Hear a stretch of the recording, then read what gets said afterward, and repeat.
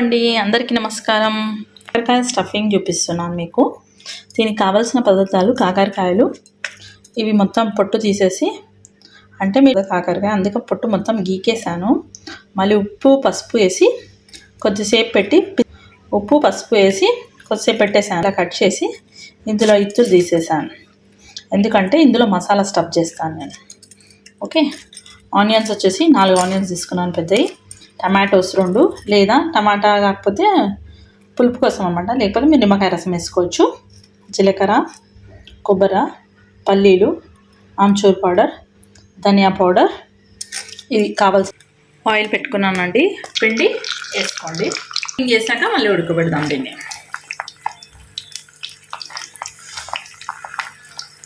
మీరు కొద్దిగా కాకరకాయ పొట్టు పెట్టుకోవచ్చు తినే వాళ్ళైతే. షేదు మా ఇంట్లో తినరు కాబట్టి నేను ఇలా చేశాను. ఇప్పుడు షేదు ఉండదండి, ఇలా చేస్తే అస్సలు షేదుగా ఉండదు. కాకరకాయ ఎప్పుడు తినని వాళ్ళు కూడా తినచ్చు. ఇదండి,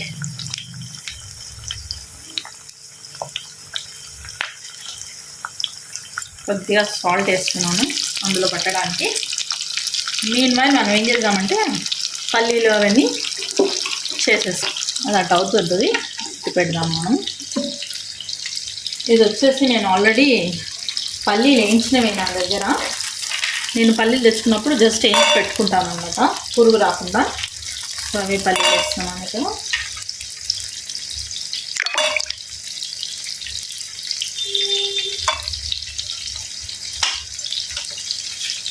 కొద్దిగా జీలకర్ర అండి. ఓకే, ధనియాలు ఉంటే ధనియాలు వేసుకోండి. నేను ధనియాల పొడి వేస్తున్నాను కాబట్టి వేయట్లేను. కొబ్బరి పొడి వేస్తున్నాం కాబట్టి దించాకే వేస్తాను. కొబ్బరి ఒకవేళ కట్ చేసి వేసుకున్నారంటే మీరు ఈ పాయింట్ ఆఫ్ టైంలో యాడ్ చేసుకోవాలి కొబ్బరి. నేను వచ్చేసి కొబ్బరి ఆల్రెడీ పొడే కదా, కిందికి దింపాకే వేస్తాను. దీంట్లో కొబ్బరి, ధనియాలు, ఆమ్చూర్ పౌడర్ పుల్లగా ఉండడానికి,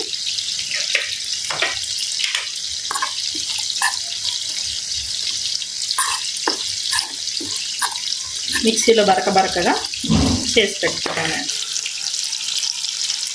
చూడండి, కాకరకాయలు లెత్తలతే తీసుకున్నాను నేను. ఇప్పుడు తీసేస్తాను. మొత్తం ఉడకలేదు, కాకపోతే కొద్దిగా ఆ పచ్చివాసన పోవడానికి, తొందరగా మగ్గడానికి డీప్ ఫ్రై చేస్తాం. ఎందుకంటే ఇప్పుడు స్టఫింగ్ రెడీ చేసుకుందాం మనము. కాకరకాయలో కూడా చాలా వెరైటీస్ ఉన్నాయి. ఇదేంటంటే నేను పప్పు చేస్తున్నాను, పప్పుతో కాంబినేషన్ బాగుంటుందని నేను ఈ ఆనియన్స్ వేస్తున్నాను. నేను ఈ స్టఫింగ్కి రెడీ. చూడండి, బరకగా పట్టుకున్నాను నేను అన్నీ. మనం ఇప్పుడు వేసి పొడులన్నీ వేయించాం కదా, వేయించి పొడి చేసుకున్నాను అన్నమాట. అన్నీ బరకగా చేసుకోండి.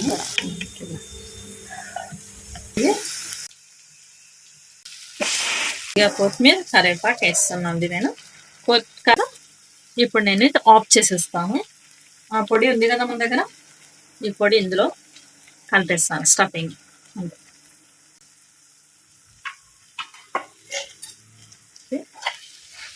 బరకగా పేస్ట్ చేస్తున్నాను కదా నేను, ఎందుకంటే టేస్ట్ రావడానికి. మనం అన్నీ వేసాం చూడండి, అల్లం వెల్లిగడ్డ, ఉప్పు, కారం, ధనియా పొడి, పల్లి పొడి, ఆమ్చూర్ పౌడర్, కొబ్బరి అన్నీ చూడండి. ఇలా స్టఫ్ చేసుకున్నాను నేను. చూపిస్తాను నేను ఒకటి. ఇలా కాకరకాయ మొత్తం మనం ఫ్రై చేసి పెట్టుకున్నాం కదా, మసాలా తీసుకొని ఇలా పెట్టుకోవాలి. మనం కొంచెం ఎక్కువ పెట్టుకోవాలి. పెట్టుకొని జస్ట్ ఇట్లా ప్రెస్ చేస్తున్నాం. కొంచెం దానికి దారం కట్టి మళ్ళీ ఫ్రై చేస్తారు. నేనైతే జస్ట్ అలా పెట్టాను, ఎందుకంటే మనకు ఓపెన్ అయ్యి కర్రీ బయటకు వచ్చినా ఏం ప్రాబ్లం లేదు.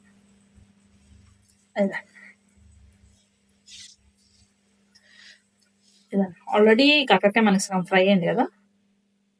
సో ఒక 5 minutes మళ్ళీ గ్యాస్ పైన పెడితే సరిపోతుంది.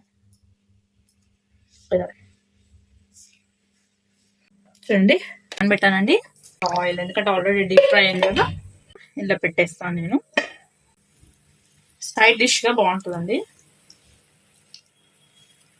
పప్పు, టమాటా రసం అలాంటి వాటి కొద్దిసేపు లిడ్ క్లోజ్ చేసి పెడుతున్నాను.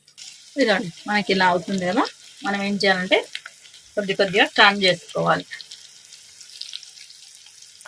అన్ని వైపులా మగ్గేటట్టు చూసుకోవాలి. యాంగిల్స్ చేంజ్ చేసి మళ్ళీ ప్లేస్ చేస్తున్నాను. మసాలా బయటికి వచ్చినా ఏం పర్వాలేదు,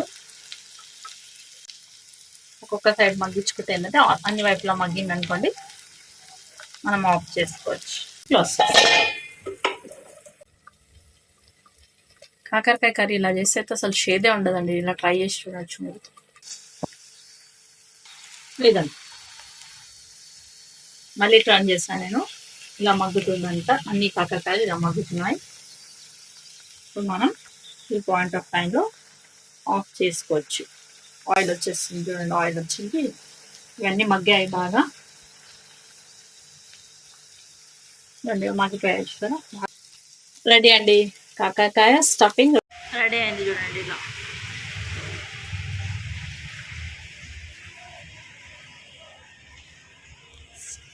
కాకరకాయ స్టఫింగ్ రెడీ.